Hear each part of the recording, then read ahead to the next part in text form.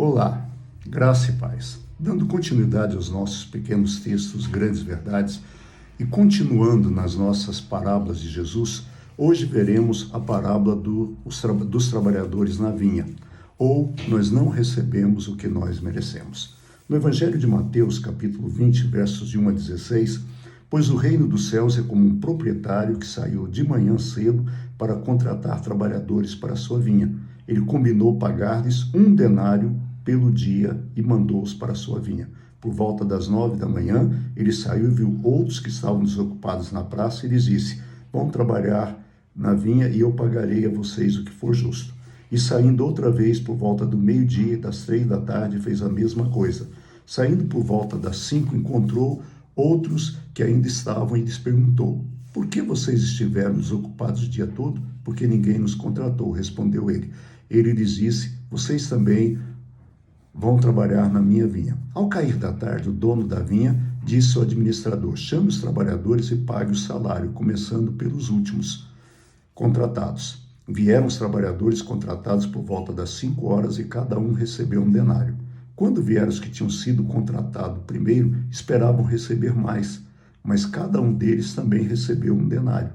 Quando receberam, começaram a se queixar do proprietário da vinha, dizendo: estes homens contratados por último trabalharam apenas 1 hora, e o Senhor os igualou a nós, que suportamos o peso do trabalho e o calor do dia. Mas ele respondeu a um deles: amigo, não estou sendo injusto com você. Você não concordou em trabalhar por 1 denário? Receba o que é seu e vá. Eu quero dar ao que foi contratado por último o mesmo que dou a você. Não tenho direito de fazer o que quero com meu dinheiro? Ou você está com inveja porque sou generoso? Assim, os últimos serão os primeiros e os primeiros serão os últimos. Essa parábola, ela nos mostra que a salvação não é por mérito.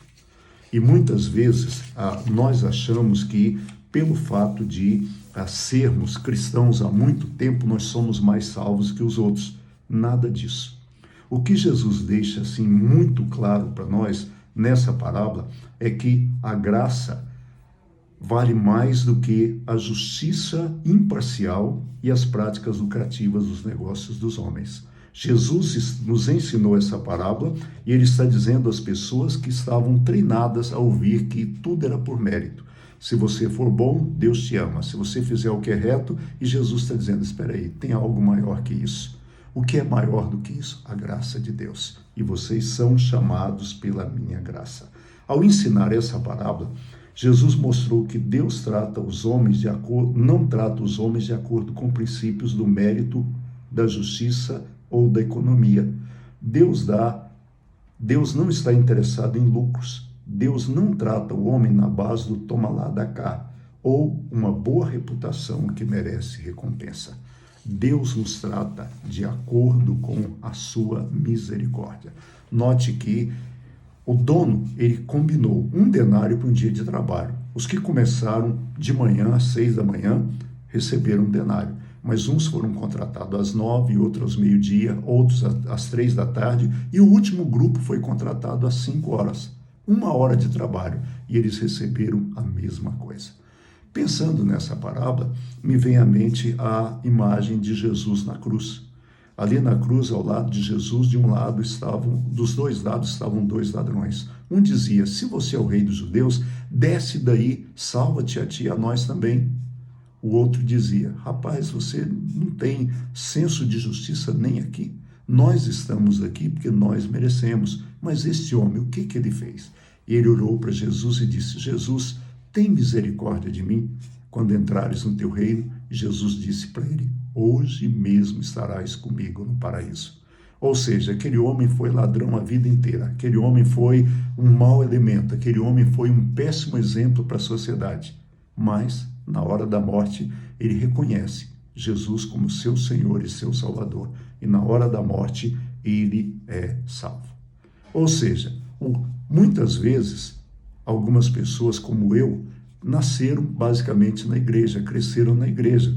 Mas nós não somos mais salvos do que alguém que aceitou Jesus com 50, com 60, ou até mesmo com alguém que aceitou Jesus no seu leito de morte. O que Jesus está nos dizendo é que o reino dele é um reino que não olha a burocracia humana. A graça de Deus é plena e livre para todo aquele que vem a Ele pela fé. E todos os que são vasos de sua graça proclamam o que o salmista diz. No Salmo 107, verso 1, o salmista diz: rendei graças ao Senhor, porque Ele é bom, e a sua misericórdia dura para sempre. Por isso, pare de querer ser justiceiro para com os outros. Pare de querer cobrar que os outros tenham aquela vida que você acha que tem, porque muitas vezes nós não temos essa vida que nós achamos. Lembre-se disso. Eu e você, nós estamos no reino, somos salvos não é porque nós somos bons. Nós não somos salvos porque nós fizemos coisas boas. Nós não fazemos coisas boas e nós não somos melhores do que ninguém. Ué, mas como nós somos salvos? É graça. O que é graça? A graça é eu receber a Jesus como meu Salvador e depender dele.